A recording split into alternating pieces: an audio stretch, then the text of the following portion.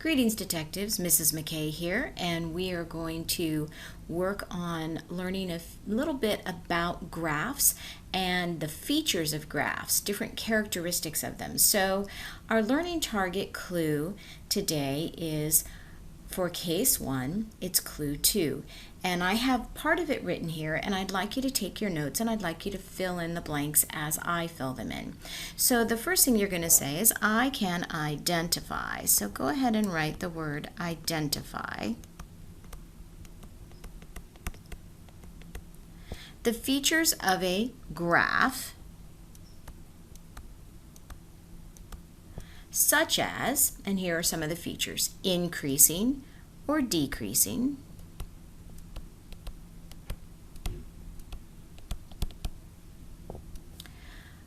continuous, it's kind of a long word, or discrete, and domain and range. So make sure that whatever I'm writing, you're also writing on your notes. Now, before we go any further, let's talk about some of these words, some of this vocabulary. So over here on the left-hand side of your notes, you have increasing or decreasing. Well, we know what increasing means. It means to get larger, and decreasing means to get smaller, right? So we'll talk about what that means when we're looking at graphs. Continuous or discrete might be something that you're not as familiar with. Continuous is just what it sounds like. It's something that continues, doesn't have any breaks, and discrete is the opposite of that. It has breaks in between. So we'll talk about how that applies to a graph as well. Symmetry. Symmetry is something that can be folded in half. For example, if I have a heart, and if it's symmetrical, then I can fold it in half, and whatever's on one side is a mirror image of the other side. So that's symmetry. This is called vertical symmetry.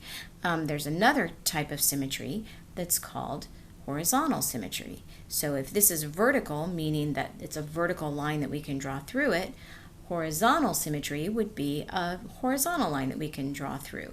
And in this case, a heart does not have horizontal symmetry, because if I draw a line through it, you can see that what's on one side of the line is not a mirror image of the other side. So that's symmetry.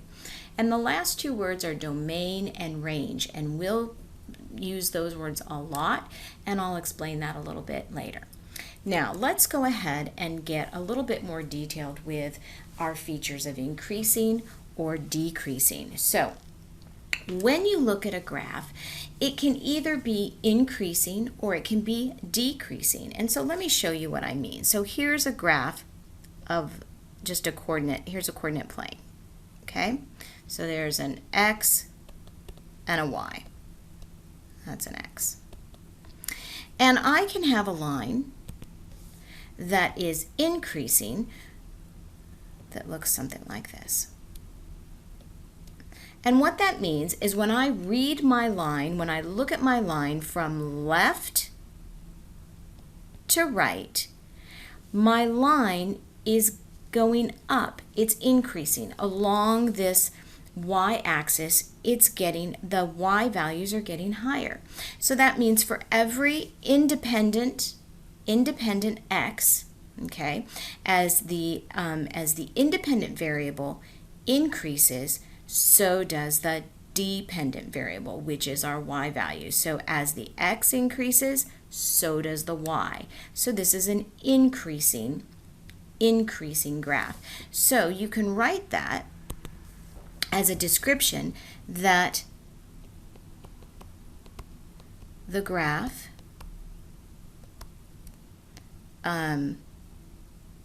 y values increase from left to right. And you'll want to write that down, okay? Now the opposite is true for decreasing. If you have a decreasing graph,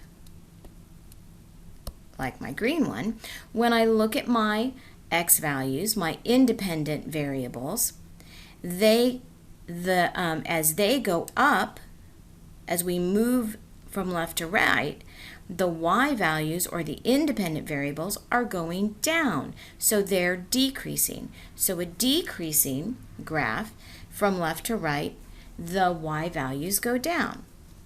So I'll just write that in green. Y values decrease from left to right. All right? So that's increasing or decreasing. So really you just have to think about how you read. From left to right, the y values increase or they decrease from left to right. All right? Next thing, continuous or discrete. So continuous sounds just like the word continuous. It's going on and on forever. So if I have my graph, and I have a graph that looks like this,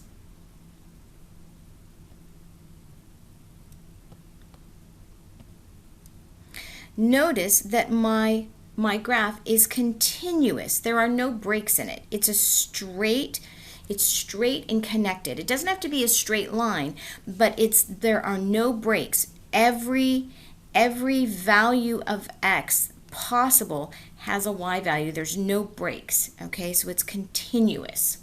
It can also be a straight line. The point is that it is continuous. It is a smooth, unbroken graph. On the other hand, a discrete graph has breaks. It's going to have different points. So here would be an example.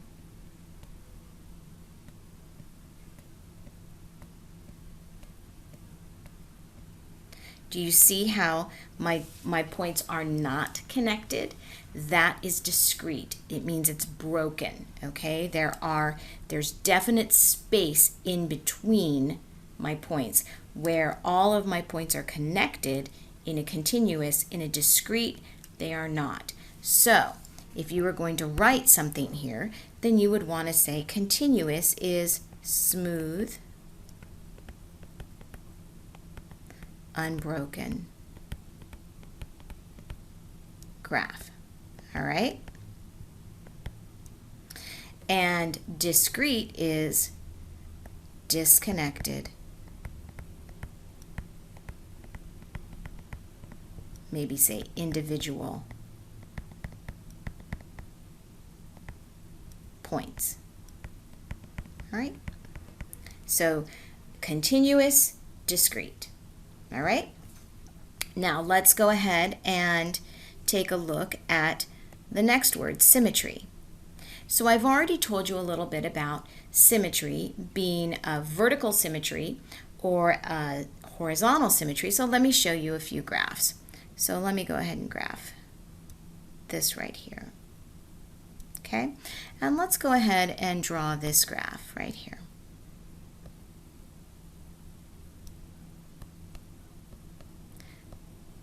This is a graph of a parabola, and this graph has vertical symmetry. Do you see where it is? See if you can take your pencil, and I'll go ahead and also I will create the vertical symmetry. So it's really pretty close to this x-axis, but the vertical symmetry is right along here where I can take my graph and I could really fold it over onto the other. So that's vertical symmetry, right? So and then if I wanted to have something with horizontal symmetry, I could try, here might be a graph right here. Something like that. And you can see that the horizontal symmetry, it's going to go right there. Do you see how that would just fold over onto itself? So we have vertical, right? And we have horizontal.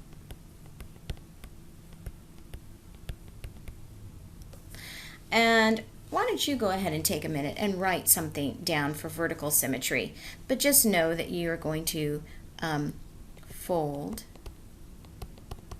in half, and it's vertical, right? And the horizontal would be a fold in half horizontally. Okay, so vertical is up and down, horizontal is side to side. All right, so those are some features of our functions or of our graphs. So now let's talk a little bit about domain and range. Domain and range are words that we use to describe the independent and the dependent variables. So I'm going to look at two different relations here. So this one right here, this is a set of points, 1, 4, 7, 3, 2, 4, negative 5, 9. The domain is going to be all of the x values. And the range is all of the y values. Now, one way that I like to think of this, as I think of x representing girls. If you ever were in life science or biology and you learned about chromosomes, you know that the X chromosome represents females and the Y chromosome represents males. So I always think of the X values being the girls and the Y values being the boys.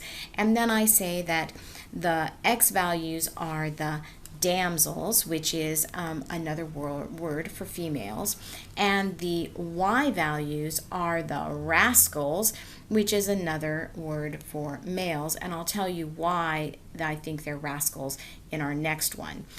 So the domain are the girls, the X values, and the range are the boys, the rascals, the Y values, and so now if we look at these coordinate points, what is the domain of this relationship here of all of these points? Well, we just have to find all of the X values, so I'm going to go ahead and underline them in orange, X, X, X, X, and I just write them.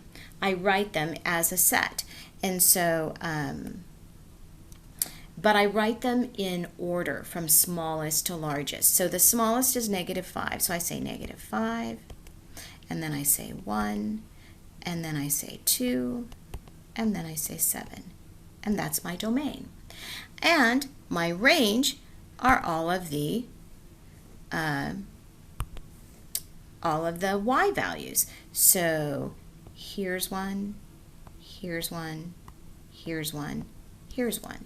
And so then I write those also, my range from smallest to largest. So my smallest one is 3. And then I have a 4. I have 2 4s, so I only have to say it once. I don't say them both. So 3, 4, and 9 is my range. Those are my Y values, 3, 4, and 9. So that's a discrete relation or a discrete function because it's individual points. And if I wanted to graph it, I would graph each of those individual points, and there's nothing else included in that. But let's look at this graph that is the graph of a line. And now what I need to know is what are all of the X values, all of the points on this line that have an X value. Well, there's this one, and there's, I use my orange, there's this point, and this point, and this point, and this point, and this point, and this point, and this point, all the way up the line, forever, going forever up and up and up, up and towards the right, and always going down towards the left. So that means that my domain for this graph is equal to all of the X values, and it's every single X value possible. So we say it is the real numbers, and we write that like that with an R, a big R. The real numbers. The domain is all of the real numbers, and the range, every single Y value up and down here, every single one is included, so the range is also the real numbers. So that means no matter what X value I pick, then then it will be in the integers. It will be part of the part of the real numbers, not just the integers, but the real numbers. Every single number, I can find it on this graph, and there will always be a real number in the y value as well, so every y value. So that's domain and range, and we'll talk more and more about domain and range, but I just want you to feel comfortable with that. So now let's do a little practicing. Let's take a look at some graphs. So what you need to do is you need to have your student assignment book. That's the small skinny one, and I want you to open up to page 7. So if you don't have it in front of you, go ahead and hit pause and go get your book. Now that you have your book, open up to page 7, and on page 7 you should see this. Oop.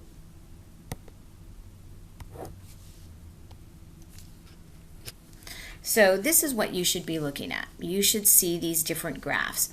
So what I want you to do is I want you to take a look at these graphs, and then we're going to answer some questions on your notes. So you can see there's A, B, C, D, E, F, G, and H. All right, so we're going to look at those 8 graphs, and we're going to answer some questions on the graph. So let's take a look at our notes again.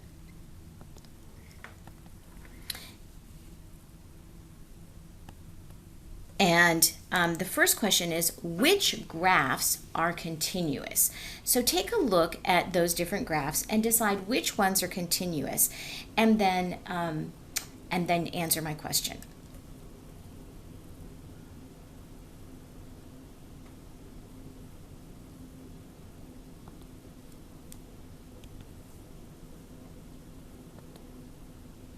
So what did you decide? Which ones were continuous? Well, I hope you noticed that A is continuous because it has a smooth and unbroken. C is continuous, but B is not. Notice it has different dots. And then D is continuous. It goes on and on forever. And E is continuous, but F is not continuous. It's discrete. And G is continuous, but H is not. It's discrete. So you should have written A, C, D, E, and G. So let's write that down. So A, C, D, E, and G. Did I get those right? A, C, D, E, and G. Yep. All right. So now, which graphs are discrete? Well, they're all the ones that aren't continuous, right? So the graphs that are discrete would be B and F and H. Let's take a look at them again. B, F, and H all have discrete individual points. It's not continuous, so those are our 3 discrete ones. Next question. Which graphs are linear functions? Well, what is a linear function? This is something you should have learned last year, and a linear function is the graph of a line. So take a look and decide which ones are linear functions.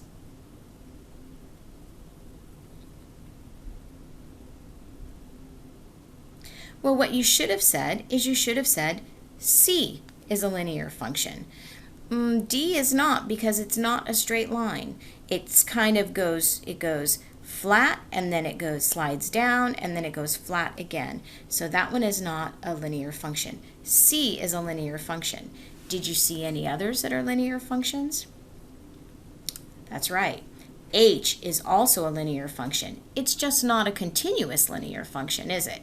It's a discrete linear function, but if we see that those dots all line up and they're making a line, it's a linear function. So you should have written C and H. C and H. So which graphs show horizontal symmetry? take a look at the graphs and see if you can see any that show horizontal symmetry.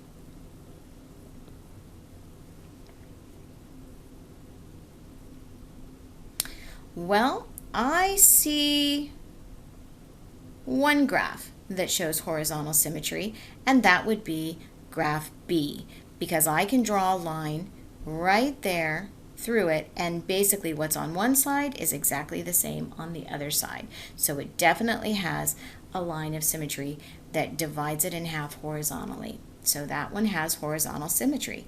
All the others, no matter where I divide it, I'm not going to be able to have a mirror image. I'm not going to be able to have any kind of mirror image. All right? So B is our answer for that one. And now, which graphs show vertical symmetry? Take a look and decide which ones show vertical symmetry. Looks to me like E shows vertical symmetry, and F shows vertical symmetry, and that's it. Because both of these have lines that can be drawn straight down the middle. This one right here at this point, -1, 0, you can draw a line straight through that, and you can basically flip what's over on one side to the other side. So E and F look like they have vertical symmetry.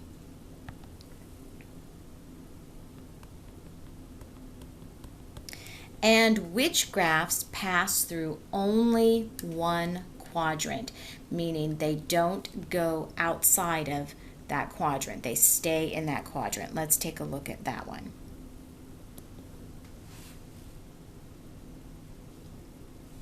Well, which one is only in one quadrant? There's only one, and it's A, isn't it? A starts here, and it's going to go up, it's going to curve its way up, but it's never going to go down into quadrant 2 or quadrant 2, quadrant 3, or quadrant 4. It's only going to be in quadrant 1. So for that one, it's A. And the last question, which graphs pass through all 4 quadrants? Take a look at that. Which ones pass through all 4 quadrants? Well, we know it's not A, and B looks to me like it's only going through 2 quadrants. It's never going to go over here in quadrant 1 or 4. C is in quadrant 1 and quadrant 2 and quadrant 4, but it never goes through quadrant 1 or quadrant 3. What about D? D looks like it goes into three different quadrants, 1, 2, and 4, but never goes to quadrant 3. What about E? E looks like it's in all 4 quadrants, isn't it? And what about F? Nope, F is only in 2 quadrants. And H is also only in 3 quadrants. G, though, looks like it goes into all 4 quadrants. So we basically have E and G are in all 4 quadrants.